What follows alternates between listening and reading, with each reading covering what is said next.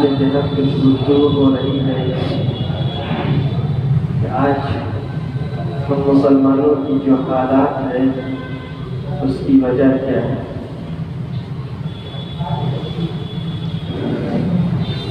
بہت ساری وجوہات ہیں جن کی وجہ سے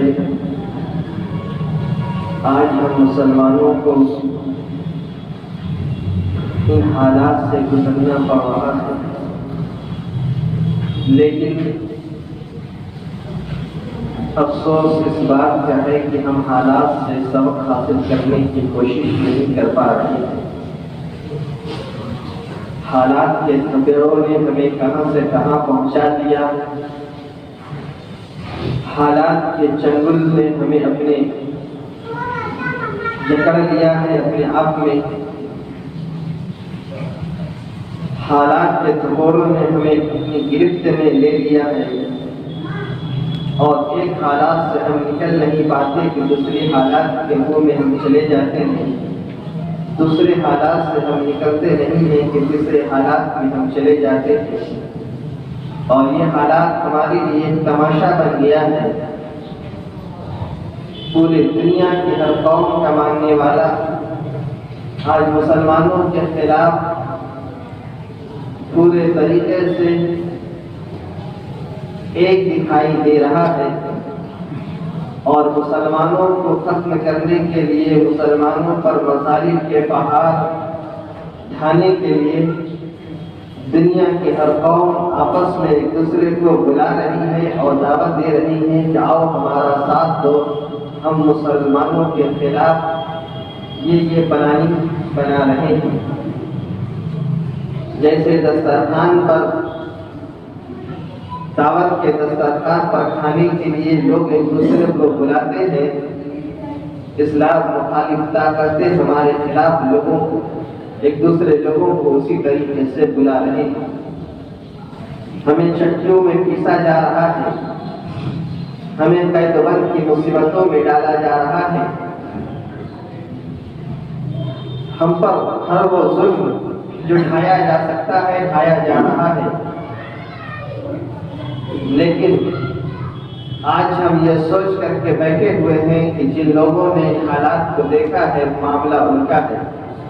ہم ابھی مطمئن ہیں کہ یہ حالات ہمارے ساتھ نہیں آیا ہے، لیکن یاد رکھنا کہ قریب ان حالات سے ہمیں اور آپ کو بھی گزرنا پڑے گا۔ ان حالات کوئی مخصوص طبقے کے لیے، مخصوص جگہ کے لیے، مخصوص لوگوں کے لیے نہیں بنائے گئے۔ ان حالات میں ہمیں اور آپ کو، تمام لوگوں کو ڈھکیلنے کے لیے تمام طریقے کی پلاننگ تیار کی جا چکی ہے۔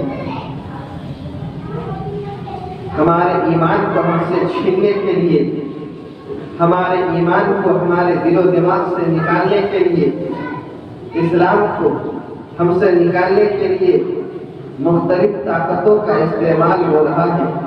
لوگوں کو مرتد بنایا جا رہا ہے، لوگ کبھی دولت کے لالچ میں، لوگ کبھی عزت اور شہرت کے لالچ میں، لوگ کرسیوں کے لالچ میں اسلام کو لوگوں نے بیچ دیا، اسلام کو لوگوں نے سودا کر دیا۔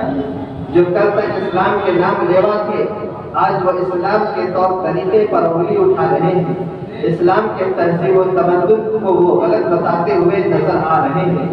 آج دنیا کی محبت اور دنیا کی یہ چمک دمک نے ہمارے دل و دماغ کو اتنا متاثر کیا ہے کہ ہم بزدل ہو چکے ہیں۔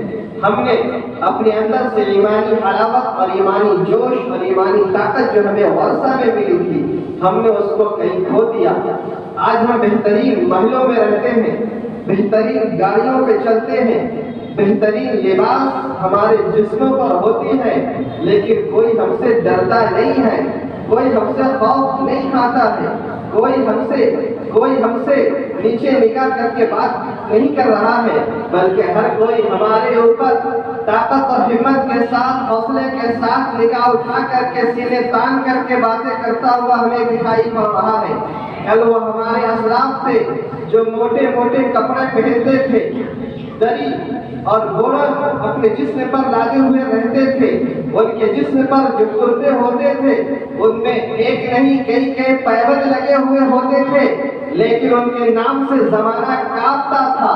ان کے اندر اتنی ہمت اور حوصلہ تھی کہ ان کے نام لے لینے سے لوگوں کے اندر ایک طریقے کا خوف و وحشت طاری ہو جاتی تھی کہ لوگ صرف ان کا نام سن کر کے ڈرنے اور بدن پر کپکپیاں ان کے اندر محسوس ہونے لگتی تھی.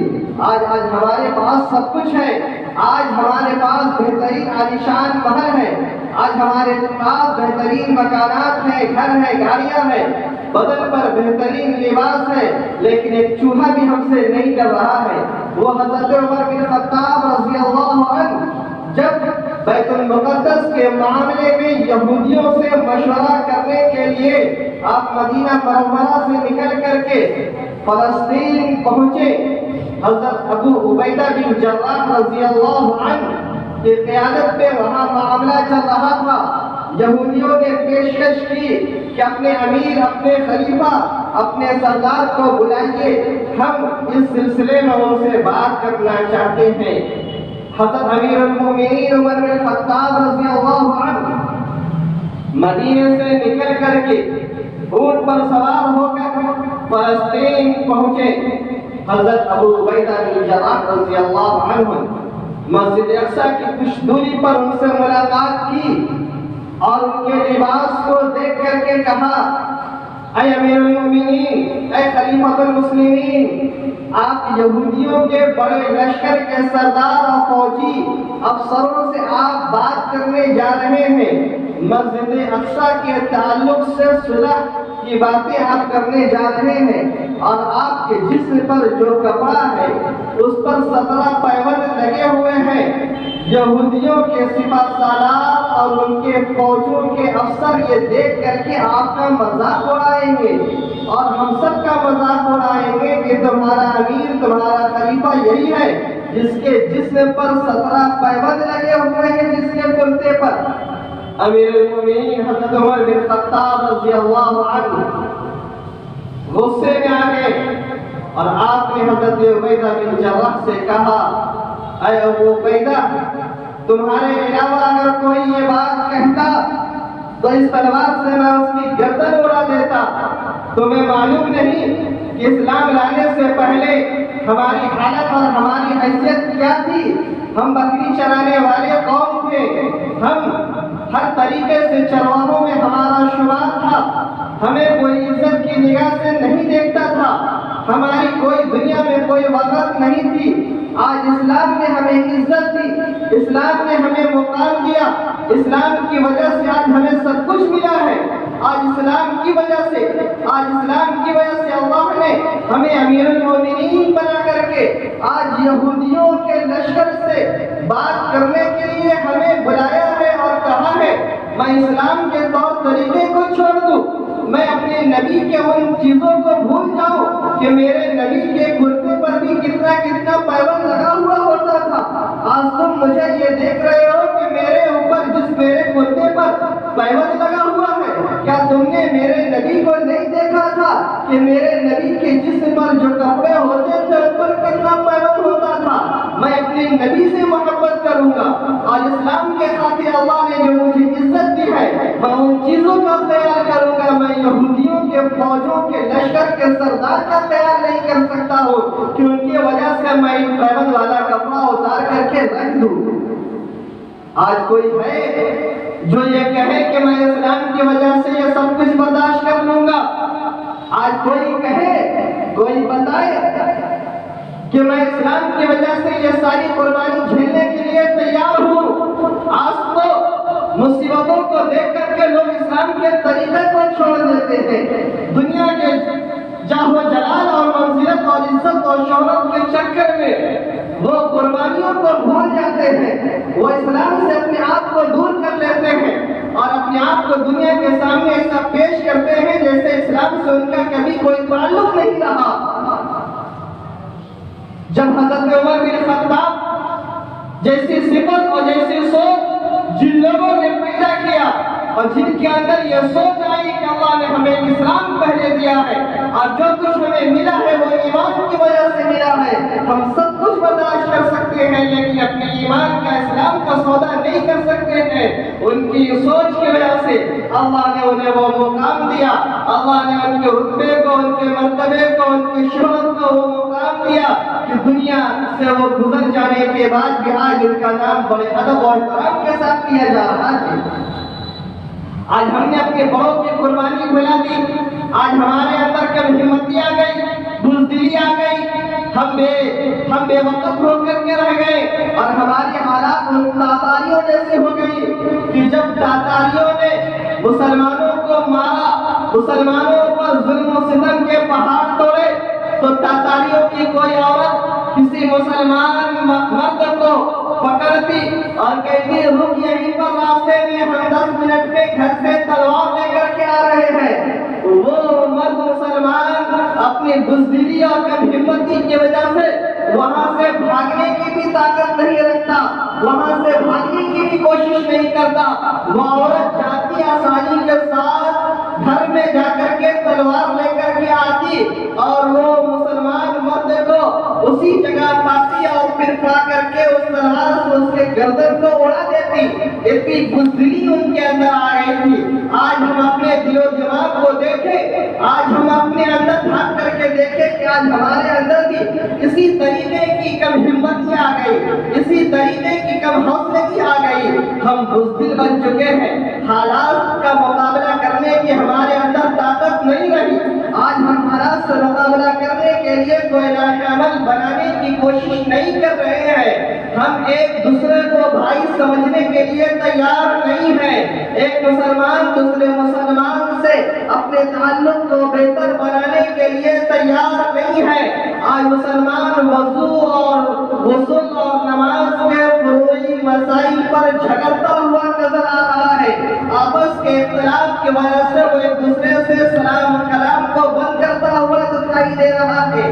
آج مسلمان چھوٹی چھوٹی باتوں کی وجہ سے ایک دوسرے سے اپنے آپ کو دور کر لیا ہے، اور دنیا کی تمام قومیں آپس میں ایک ہو رہی ہے، ایک ہو چکی ہے، اور وہ مسلمانوں کے خلاف پلاننگ بنا رہی ہے۔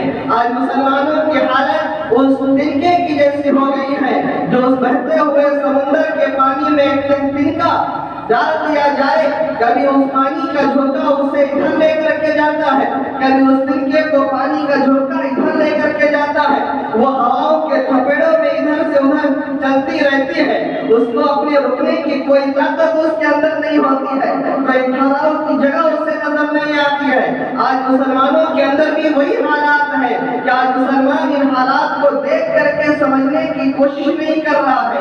آج مسلمان ان حالات کو دیکھ کر کے اپنے آپ کو اس بات کے لیے تیار نہیں کر رہا ہے کہ کل آنے والے دن میں ہمارے اوپر بھی اگر ان حالات کا سامنا کرنا ہمیں پڑ جائے، اور ان حالات میں ہمیں بھی دھکیل دیا جائے تو ہمیں کیا کرنا چاہیے۔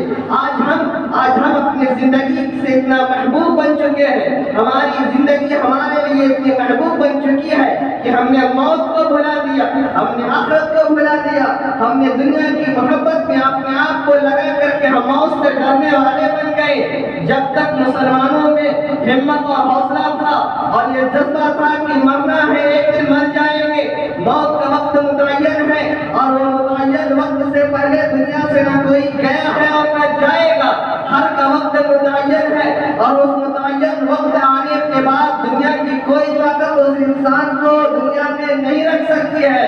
جب یہ سوچ، یہ جذبہ ہمارے اور آپ کے دلوں میں پیدا ہوگا اور ہم ہمت کے ساتھ، حوصلے کے ساتھ دنیا میں جیئیں گے اور دنیا کو یہ بتائیں گے کہ ہم مسلمان ہیں، ایمانی حلاوت اور ایمانی جوش، ایمانی جذبہ ہمارے خون کے رگ و ریشے میں پیوست ہے، ہم ان حالات سے ڈرنے والے نہیں ہیں، ان حالات سے ہم گھبرانے والے نہیں ہیں، ہم حالات کا مقابلہ کرنے والے ہیں، ہم حالات کا ڈٹ کر کے مقابلہ کرنے کی ہم صلاحیت رکھتے ہیں۔ اگر یہ سوچ، یہ فکر ہوگی تو یقیناً ہم بہادر بن کر کے دنیا کی دوسری قوموں کا مقابلہ کرنے کی ہمارے اندر جب طاقت اور قوت پیدا ہوگی تو سامنے والے کے اندر ہمارا رعب اور دبدبا بیٹھے گا، اور جب ہم بزدل ہو جائیں، ہم گھروں میں بیٹھ جائیں، ہم اپنے ہاتھوں اور پیروں میں زنجیر لگا دے تو یقیناً پھر ان بولنے سے اور یہ سوچنے سے ہمارے اور آپ کے مسئلے حل ہونے والے نہیں ہیں۔ ہم چرچے کر لیں چائے خانوں پر بیٹھ کر کے، ہم چرچے کر لیں ادھر ادھر بیٹھ کر کے، اس سے کوئی مسئلہ حل ہونے والا نہیں۔ وما علینا الا البلاغ۔